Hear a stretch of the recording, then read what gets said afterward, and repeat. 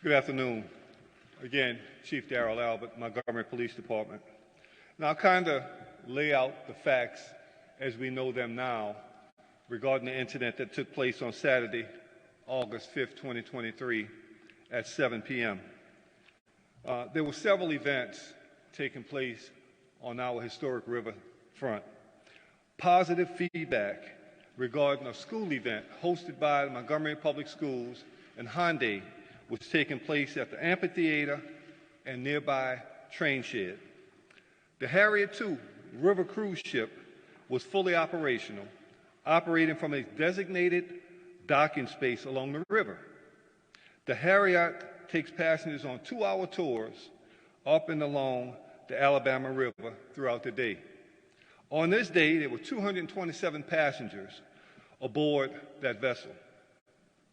The incident occurred between the co-captain of the Harriet II vessel and a private boat owner and his family.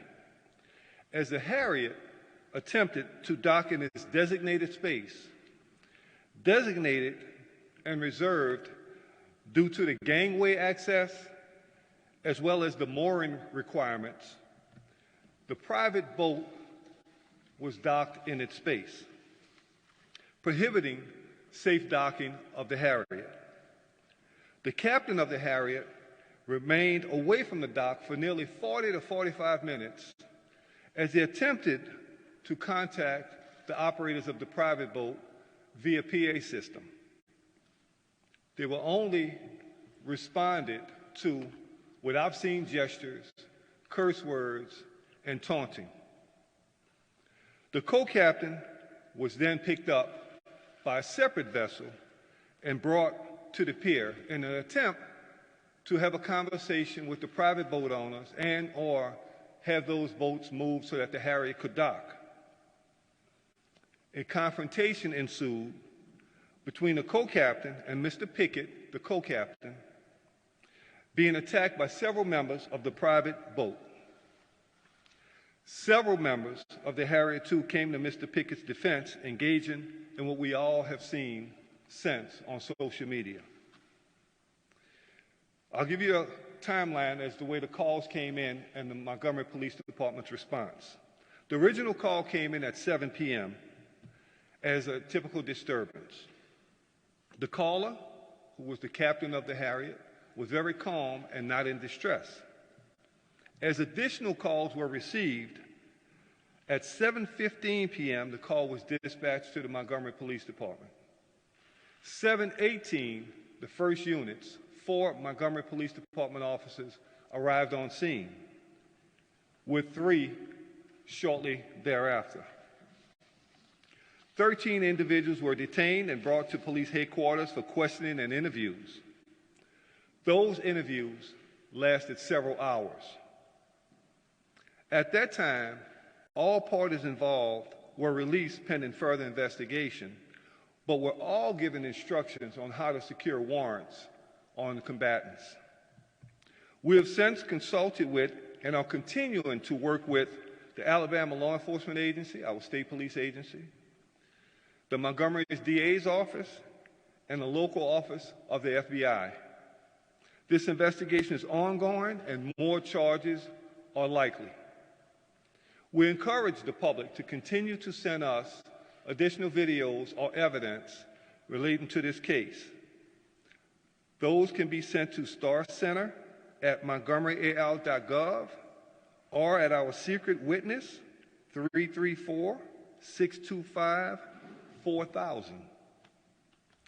The victims in this case, the co-captain, Mr. Damian Pickett, black male, and a 16-year-old white male juvenile who was struck by the owners and operators of the private boat. The suspects thus far have been identified as Richard Roberts, white male, 48 years old, with 2 outstanding warrants for assault, 3rd degree. Alan Todd, white male, 23 years old, 1 warrant for assault, 3rd degree. And Zachary Shipman, white male, 25 years old, 1 warrant for assault, 3rd degree. We have instructed those individuals to turn themselves into law enforcement, and at this time, one is secured and in custody. The other two are set to turn themselves in within the next hour. We are also asking for Mr. Reggie Gray, the black male, 42 years old, who was seen wielding that folding chair, to contact the Montgomery Police Department for further interviews and as part of this investigation. As the mayor said a minute ago, this investigation is ongoing and more charges are likely. We want to thank the public and the media for supplying the much needed evidence and video surveillance that we've received, and it helped us to determine the facts as they happen. Keep in mind, when this incident took place, when it initially took place, the police department didn't have the luxury of the videos that we all have seen now. The police department was acting on statements and witness statements that occurred as we arrived. Now that we have more information, again, more charges are pending. I'm available to answer your questions, but that sums up where we are at this time, sir.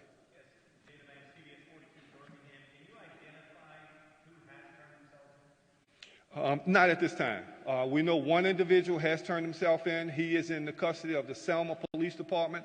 Again, I've worked with the Selma Police Department, and we've been working very closely with Chief Fulford over there, and Chief Fulford contacted me just prior to this press conference and said one individual has turned himself in, and the other two are set to turn themselves in a little bit later. Now, the issue is we had multiple addresses in Selma and in Orange Beach.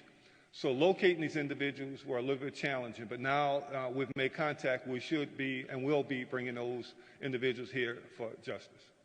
Sir. Saturday night, there was some video that showed some individuals being led away in handcuffs.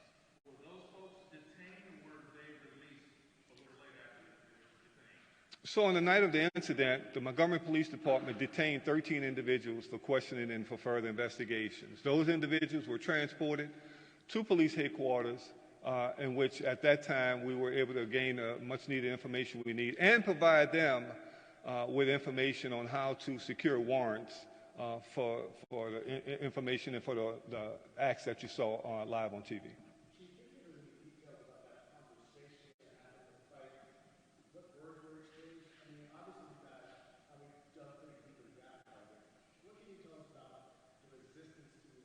Can you identify yourself?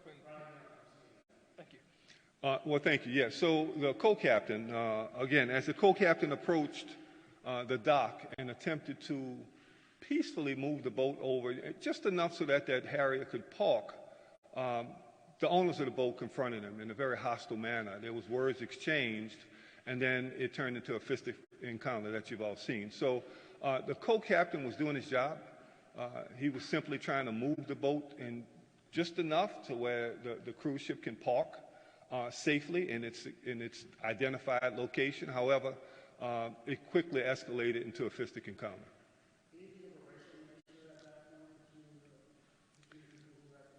So as it relates to racial epithets in conversation and names being called, while the Harriet was still out in the water, there was a lot of, I've seen finger gestures and comments and innuendos made at a distance. Of course, when the co-captain approached, that continued. But again, working with the local FBI, we did examine if there was enough to file hate crimes charges on this case. And again, we rely heavily on the advice from the FBI. We've also looked at what it takes to elevate this to a riot or inciting a riot. We've worked with our local district attorney, and it didn't fit the criteria for that. So the charges that we have pending on assault third at this time are appropriate charges for what we've seen and the behavior that we've seen on social media.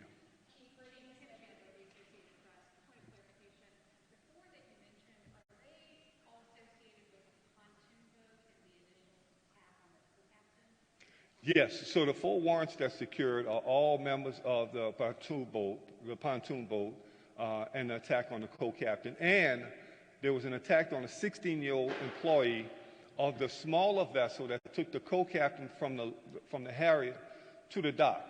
That 16-year-old was assaulted by one of those members of that platoon boat, and his mother actually signed warrants on one of those individuals. That individual was a 16-year-old white male employee of the smaller vessel that was operating in the river at that time as well.